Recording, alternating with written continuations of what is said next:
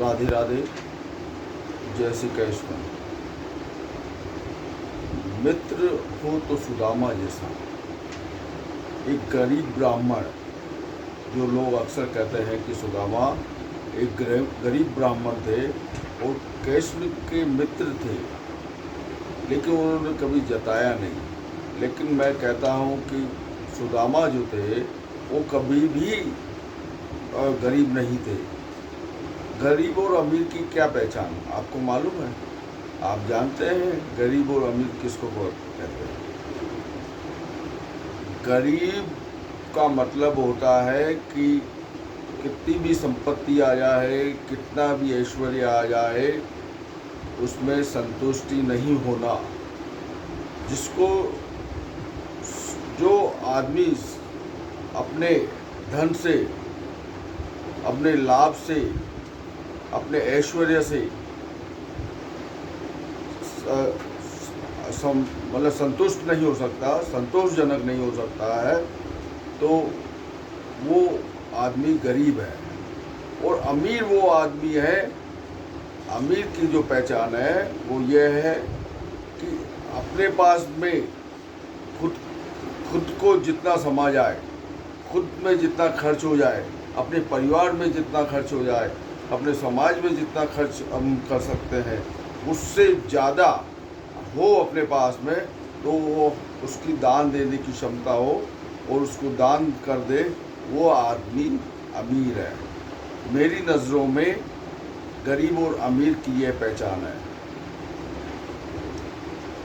सुदामा ने कभी भी,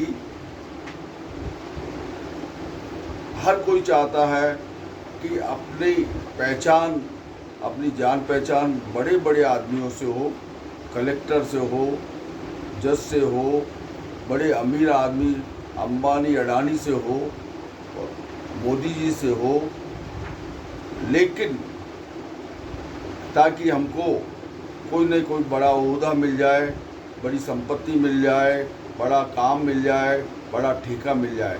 लेकिन सुदामा में ये नहीं था। सुदामा ने कभी भी, कोई भी इतिहास में बता दे कि सुदामा ने भगवान कृष्ण से कुछ मांगा हो। सुदामा तो फटे हाल, फटी धोती, फटी बनियान के साथ में द्वारका गए थे कृष्ण के महल में, और कृष्ण के महल में जैसे ही गए तो भगवान ने उनका जोरदार स्वागत किया और सुदामा से पूछा कैसे हो, क्या हाल है, और अपनी चावल की एक मुट्ठी चावल लेकर भगवान को दिए। लेकिन उन्होंने कभी मांगा नहीं, कभी उनके दिमाग में आया नहीं कि मुझे भगवान से कुछ मांगना है, कुछ लेना है, कुछ तो भगवान को मैं कैसे कहूँ कि मेरा कुछ उद्धार करे। लेकिन उन्होंने नहीं मांगा। कृष्ण भी चाहते थे कि ये कुछ बोले तो सही, कुछ बोले तो मैं इसको स्वर्ग, पूरा स्वर्ग दे दूँ, उसे इतना ऊंचा बड़ा ओहदा दे दूँ, उसको स्वर्ग का राजा बना दूँ। लेकिन उन्होंने कुछ नहीं मांगा। फटे हाल गए थे, फटे हाल वापस घर पर आए थे। जैसे ही घर, लेकिन भगवान तो साक्षात थे, उनको सब मालूम था कि सुदामा कैसा है, सुदामा के मन में क्या है, सुदामा क्या चाहता है। लेकिन उन्होंने कुछ भी मुंह से नहीं बोला, और भगवान ने उसकी हाल देखकर एक सोने का महल बना दिया।